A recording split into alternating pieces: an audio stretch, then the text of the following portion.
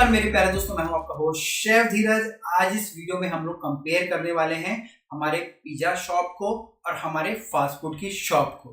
ठीक है, अगर आपको एक फूड बिजनेस स्टार्ट करना चाहते हैं और आपके दिमाग में दो आइडिया हैं, ठीक है, आप चाहते हैं कि मैं पिज्जा शॉप खोलूं या फिर मैं कोई फास्ट फूड खोल लूं, ठीक है, तो यहाँ पे मैंने कंपैरिजन करने की कोशिश करी है लगभग 7 पॉइंट्स के ऊपर, ठीक है, जो कि आपके लिए काफी ज्यादा हेल्पफुल रहने वाला है, जो कि आपको डिसाइड करने में हेल्प करेगा कि भैया आपको एक पिज्जा शॉप के ऊपर जाना है या आपको एक फास्ट फूड की शॉप खोलनी है। यहाँ पे जो पिज्जा शॉप होती है, पिज्जा शॉप के अंदर आपको सिर्फ पिज्जा ही बेचने होते हैं या फिर आपका जो मेन प्रोडक्ट होता है, कोर प्रोडक्ट होता है, वो पिज्जा होता है। अनेक प्रकार के पिज्जा हो सकते हैं, वेज हो सकते हैं, नॉन वेज हो सकते हैं, ठीक है। जो जो हमारे पिज्जा के बेस होते हैं उनमें आप अलग अलग वेरिएशन कर सकते हैं, ठीक है। आप चाहें तो कुछ हेल्थी टाइप के पिज्जा रख सकते हैं, ठीक है। ये तो मेन आपके प्रोडक्ट हो जाते हैं। साथ साथ अगर आप चाहें तो कुछ छोटे मोटे आइटम जैसे कि हमारी साइडिंग्स होगी, फ्रेंच फ्राई हो गया, हमारे ड्रिंक्स हो गया, ये सारी की सारी चीजें रख सकते हैं, बट मेन यहाँ पे आपके पिज्जा ही होंगे। दूसरा, अगर मैं फास्ट फूड की बात करूं तो फास्ट फूड के अंदर आपका सब कुछ आ जाएगा, ठीक है।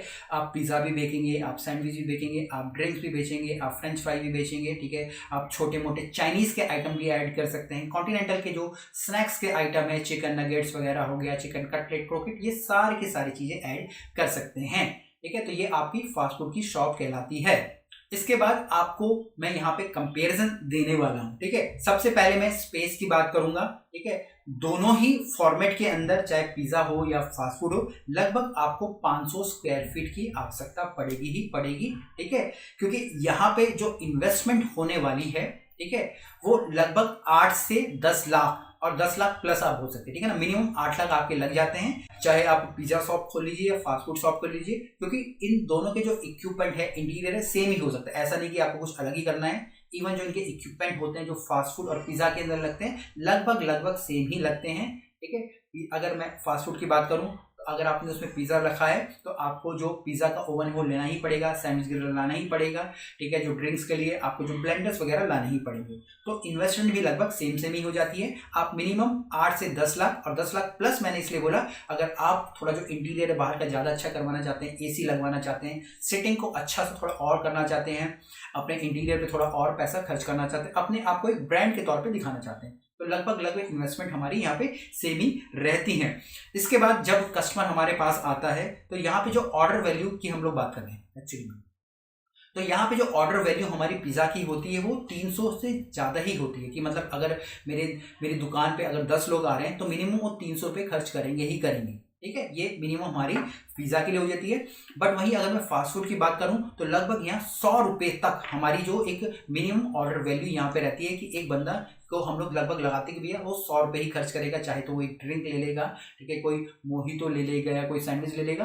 बट वहीं पे अगर वो पिज्जा शॉप में आएगा तो मिनिमम यहाँ पे वो एक 300 रुपये तो खर्च करेगा ही करेगा। इस समय मार्केट के अंदर कई सारे हमारे जो पिज्जा के ब्रांड है, ठीक है, पिज्जा हट उनमें से सबसे मेन है, आप बोल सकते हैं, क्योंकि बहुत ही अच्छा कर रहे हैं। बट फास्ट फूड की अगर आप देखोगे तो ऐसा कोई पर्टिकुलर ब्रांड नहीं है जिसको कि हम लोग फास्ट फूड बोल सकते हैं, ठीक है। या मैं KFC की बात करूं, बट अगर आप देखेंगे, अगर हम लोग फास्ट फूड की बोल रहे हैं तो हर किसी ने अपना एक प्रोडक्ट जरूर बना लिया है, ठीक है।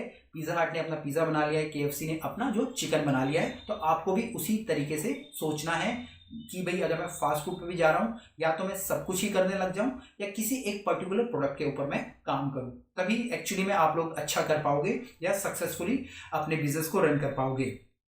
सप्लाई चेन में कंपैरिजन करेंगे हम लोग। यहाँ पे जो सप्लाई चेन होती है पिज्जा की, वो बहुत ही ज्यादा इजी होती है, सिंपल होती है, क्योंकि यहाँ पे आपके जो लगे बंधे ही इंग्रेडिएंट होते हैं, लगे बंधे आपके यहाँ पे जो वेंडर्स मिल जाते हैं। पिज्जा के बेस आपको रेडीमेड मिल जाते हैं, सॉसेस आपको रेडीमेड मिल जाती है, ठीक है, चीज़ आपकी रेडीमेड आती है। बट वहीं अगर मैं इसको फास्ट फूड के ऊपर ले जाऊँ तो यहाँ पे थोड़ा सा आप बोल सकते हैं कि कॉम्प्लेक्स हो जाता है, कठिन हो जाता है, ठीक है, क्योंकि यहाँ पे आपको कहीं से बर्गर बन लाने हैं, कहीं से नूडल्स लेके आनी है, कॉन्टिनेंटल के लिए चिकन कहीं से लेके आना है, ठीक है, सॉस को आपको प्रिक्योर करना है, सब्जियां भी आपकी लगेंगी, तो थोड़ी सी यहाँ पे जो सप्लाई चेन कॉम्प्लेक्स हो जाती है। वहीं जो पिज्जा की शॉप के अंदर या पिज्जा के काम के अंदर जो आपकी जो सप्लाई चेन है, थोड़ी सी वहां पे आपकी इजी और सिंपल रहती है। मार्जिन की मैं बात करूं, जो कि हमारा नेक्स्ट पॉइंट है, मार्जिन में यहाँ पे पिज्जा के अंदर 30 से 40% लेता हूं, क्योंकि यहाँ पे जो वेस्टेजेस हैं वो आप बोल सकते हो 0 होती हैं। सब कुछ ऑलरेडी डिटेल्ड में होता है, ठीक है ना। पिज्जा के अंदर पिज्जा बेस है, सॉस लगाना है, टॉपिंग लगानी है, चीज डालनी है और बेक कर देना है, बट वहीं अगर मैं बात करूँ फास्ट फूड की तो थोड़ी सी, अगर मैं नूडल्स बना रहा हूँ तो नूडल्स कभी कम ज़्यादा होगी, सॉस कम ज़्यादा होगी, ठीक है, पोर्शन थोड़े कम ज़्यादा होंगे, कभी 150 ग्राम नूडल्स देनी है तो 200 ग्राम चली जाएगी या कभी 80 ग्राम ही चली जाएगी, ठीक है। तो इस प्रकार से गड़बड़ होती है।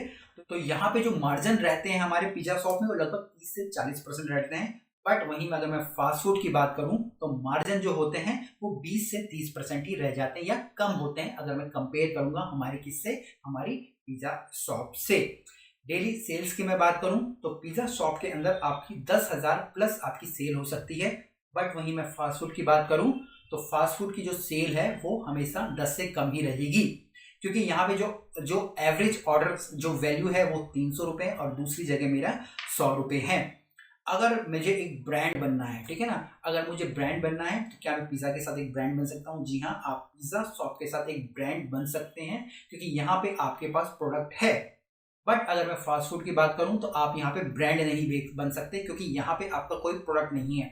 बट यहाँ पे अगर आप फास्ट फूड खोल रहे हैं और आपने कोई अपना एक कोर प्रोडक्ट ढूंढ लिया है, जैसे KFC ने अपना चिकन ढूंढ लिया है, ठीक है ना, और कई सारे ब्रांड हैं जिन्होंने अपना एक एक कोर प्रोडक्ट ढूंढ लिया है। अगर आप उस कोर प्रोडक्ट को ढूंढने में कामयाब हो जाते हैं तो आप भी ब्रांड बन सकते हैं। नहीं तो अगर आप कॉमन चीज़ें ही बेच रहे हैं, सब कुछ जो बेच रहे हैं आप भी वही बेच रहे हैं, तब आप ब्रांड नहीं बन पाएंगे। तो अब आपको डिसाइड करना है कि भैया मुझे पिज़्ज़ा शॉप खोलनी है या मुझे फास्ट फूड शॉप खोलनी है, मुझे ब्रांड बनना है या मुझे सिर्फ प्रॉफिट कमाना है। तो ये सारी चीज़ों को समझने के बाद आप अपने आप डिसाइड कर सकते हैं। इवन इसके साथ साथ अगर आप चाहें तो हमारे जो पर्सनल कोचिंग के प्रोग्राम होते हैं वो भी ले सकते हैं, या फिर अगर आप चाहें तो हमारी जो फिजिकल कंसल्टेंसी होती है वो भी ले सकते हैं, जिसमें कि हम आपके जो रेस्टोरेंट को A to Z पूरा का पूरा स्टार्ट करके देते हैं। नीचे वीडियो में आपको डिस्क्रिप्शन में लिंक मिल जाएगा, आप हमें कनेक्ट कर सकते हैं। इसके अलावा फास्ट फूड या पिज़्ज़ा शॉप से रिलेटेड कुछ भी क्वेश्चन हो कमेंट में नीचे जरूर लिखिएगा। फिर मिलेंगे एक नए वीडियो में, तब तक के लिए